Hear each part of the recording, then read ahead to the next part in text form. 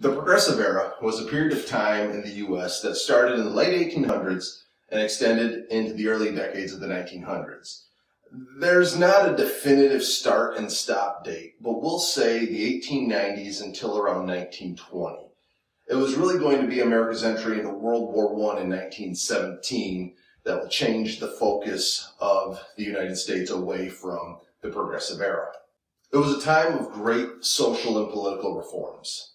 See, the rapid industrialization of American society had a lot of positive effects, but it also brought with it a lot of problems that were caused by industrialization, urbanization, immigration, and political corruption.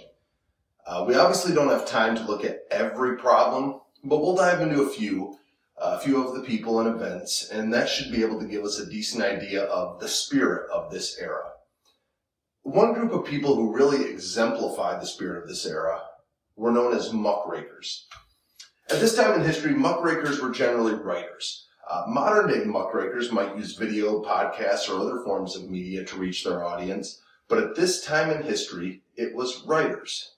And muckrakers used their platform as writers to try to expose corruption in big business and government, as well as shed light on any social issues that they thought needed to be changed. We're going to talk about two of them, Ida Tarbell and Upton Sinclair. Like I said, they weren't the only two, but they were the two we're going to use to show what muckrakers did. Let's start with Ida Tarbell. She was born in Pennsylvania in 1857. Her mom was a teacher. Her father was a teacher also at one time, but would later work in the oil business. And it was her father's decision to enter the oil business that is ultimately going to be the reason we know her name today.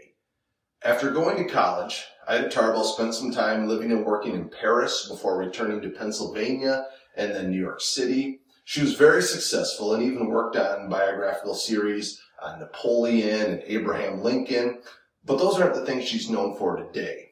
What she's known for today is a series of articles which would later become a book that she began publishing in 1902 in McClure's magazine called The History of the Standard Oil Company.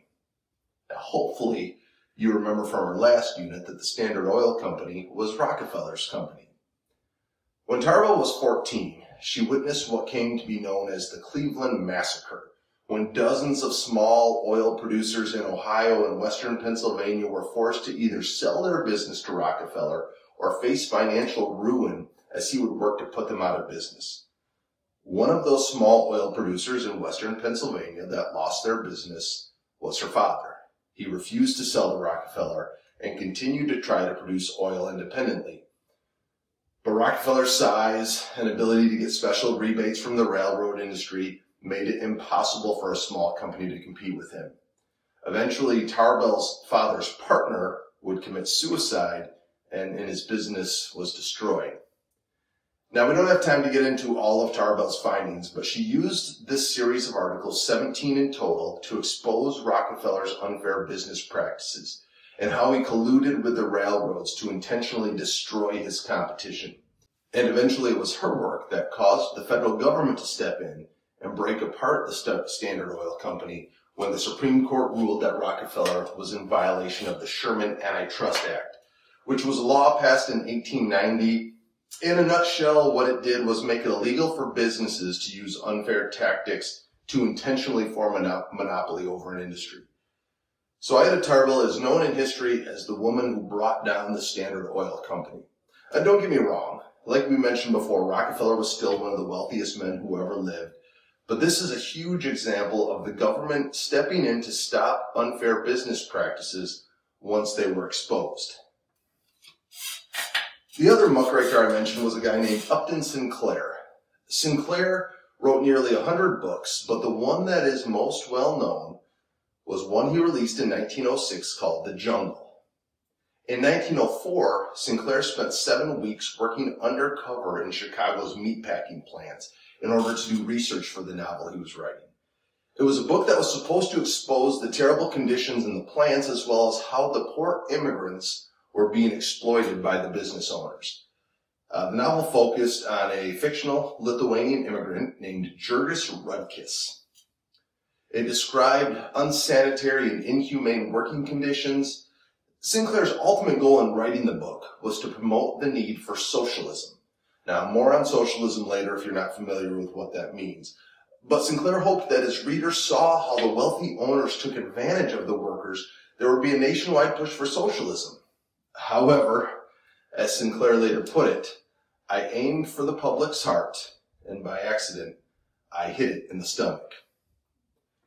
His writing about diseased, rotten, and contaminated meat being used, along with things like workers falling into rendering tanks and being ground up along with the animal parts, disgusted the American public. Teddy Roosevelt, who was president at the time of the book's release, referred to Sinclair as a crackpot for his socialist views and believed that much of the book was not based in reality. But he did agree with some of the things that Sinclair said, and Roosevelt wrote, "Radical action must be taken to do away with the efforts of arrogant and selfish greed on the part of the capitalists." This led to the passage of 2 laws in 1906, the same year that the book was released. The Pure Food and Drug Act, which ultimately led to the creation of the Food and Drug Administration and required food and medicine to be accurately labeled, list active ingredients, and maintain a certain purity levels. The other law was the Meat Inspection Act, which made it a crime to mislabel meat products and ensured sanitary conditions during the slaughtering and processing of livestock. Now, it wasn't always a muckraker that brought about change. In some instances, there were major events or tragedies that drew attention to an issue. One of those tragedies happened in New York City at the Triangle Shirtwaist Factory. And what is the deadliest industrial disaster in the history of New York City, 146 workers were killed when fire broke out in the factory that was located on the 8th through 10th floors of their building. The fire started around 4:40 p.m. on Saturday, March 25th, 1911. The fire marshal would later conclude that it was likely caused by a match or a cigarette butt being dropped into a large scrap bin, which held about 2 months' worth of scrap fabric. Smoking was banned in the factory, but those cutting the fabric were often known to sneak in cigarettes. There are other theories that include the engines on the sewing machines, or even that it was intentionally set in order to collect insurance money. But whatever the cause, the fire started on the 8th floor and spread upwards. From the upper floors, there were 2 freight elevators, a fire escape, and 2 stairways. Some of the employees were able to jam into the elevators when they were still working and make it to safety, but after 3 trips, the elevators were no longer functional. One stairway was consumed with fire, and the door to the other stairway had been locked. See, managers were concerned about theft, and locking the door allowed them to stop and check women's purses before they left. And unfortunately, the 4 men who had the key to the door had already fled via a different route. Because of this, many employees crammed into the fire escape. Unfortunately, it was not strong enough. Some believe that it had been damaged and not repaired before the fire ever occurred. But ultimately, it twisted and collapsed, causing about 20 people to fall nearly 100 feet to their deaths. Estimates range from 141 to 148, but the most commonly agreed upon number is that 146 people died in this tragedy. As a result of this tragedy, the state of New York passed numerous laws, such as better access to entrance and exits, fireproofing requirements, availability of fire extinguishers, alarm systems, automatic sprinklers, and many others. New York also created organizations such as the Factory Investigating Commission to protect the health and safety of workers, and these laws would serve as the model for national safety reforms that would soon follow. This really was a time period of growing pains in the United States. Many of these new problems in society had not existed prior to industrialization, and so Americans weren't prepared to protect against them.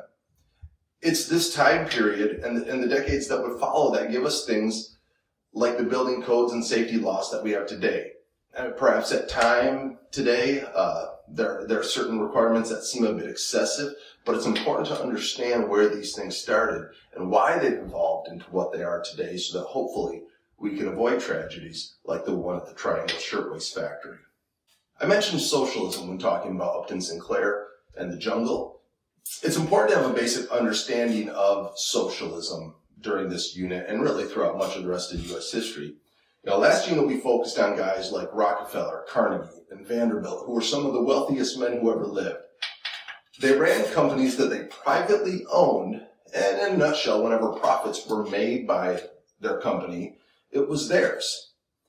Socialism, on the other hand, seeks to limit or eliminate this private surplus of wealth so that the money can be redistributed through government programs and services for the people. One way this is done is through government control of the means of production. There are no private owners like Rockefeller or Carnegie. The government is in control, and in theory, any profits that come in are then used by the government to provide for the people. Opponents to this would argue that it is inefficient for a government to run an economy. It creates a shortage of goods due to government-controlled prices and discourages innovation and improvement due to a lack of competition. See, opponents would argue that if there's no competition, because everything is government-owned and there are no opposing companies, then there's no incentive to continue to improve and get better. And because of that, the economy lags behind that of a capitalist economy. Today, there are many democratic socialist countries. In a democratic socialist country, the government plays a larger role in the economy, but it does not control all aspects of the economy. There's still private ownership, but often more regulations and much higher taxes that limit high profits. The idea is that government should provide many services for the public for free or at a significant discount. Things such as healthcare, education, college education. Many of these nations have things such as government paid leave for mothers and or fathers after the birth of a child, child care, care for the elderly, living expenses for college students, and many other things. But again, the trade-off is much higher tax rates. You can see behind me the average percent of earnings paid in taxes based on a single person with no kids. And you can see that the United States is further down the list of the countries shown here. Traditionally in the U.S., the prevailing opinion has been for the government to take less money and provide fewer services. Historically, Americans have said, give me my money and I'll decide how to best spend it for me. There's good and bad in both systems, but it's important to understand that all countries have some socialist programs. Think about schools, roads, national parks, police, the military. Those things aren't privately owned or run for a profit. Whether or not you've ever needed the police, or if you get older and you decide to send your kids to private school, you'll still pay tax dollars that will fund the police and fund public schools. See, socialism is a sliding scale, and debate is generally over how many or which socialist programs are good for a country. Anyways, at this time in our nation's history, there were some that looked at the incredible wealth of the owners and the poverty of many of the workers and decided that the capitalist system was broken and needed to be changed. Some, like Sinclair, promoted full-fledged socialism with complete government ownership of the economy. Not many wanted to go this far, but many did agree that more regulations were needed to help level the playing field and ensure safe working conditions and a basic standard of living for all Americans. So we've seen a couple examples of changes that were occurring to try to limit corporate greed and encourage better working conditions for the workers. But let's look at one last example that shows an attempt to fix something else: political corruption. The 17th Amendment was passed by Congress in 1912 and ratified by the required number of states in 1913. Ultimately, what this did was give the people the power to select their senators. Prior to this, the only members of Congress that were elected by the people were the members of the House of Representatives. Senators were selected and sent to Washington, D.C. by their state legislatures. With the members of the state governments having the power to select the senators, the main problem that came from this was corruption. The idea that senators were bought and sold. They were selected based on the bribery of other state congressmen rather than because they were the best person for the job. Another problem was that some state legislatures could not agree on a candidate, and there were instances of these deadlocks causing Senate seats to go unfilled for years at a time. However, this was not a regular occurrence, and the main problem was the political corruption that occurred. See, senators who gained their position by unethical methods were then in debt to those that had put them in that position. Therefore, they didn't need to represent the will of the people and do what was best for the people in their state to keep their position. They needed to keep the powerful members of their party happy and do what was best for them in order to keep their spot in the Senate. So with the 17th Amendment, that power is taken from the hands of the state legislatures and given to the people in an attempt to make the senators more responsive to the people and end some of that corruption that had been occurring. So these are just a few of the examples of the different types of reforms that were very common during this time period that has come to be known as the Progressive Era. As we go through, we'll continue to look at more examples of the ways that the changing American culture prompted activists to do what they could in order to make life more fair for all Americans.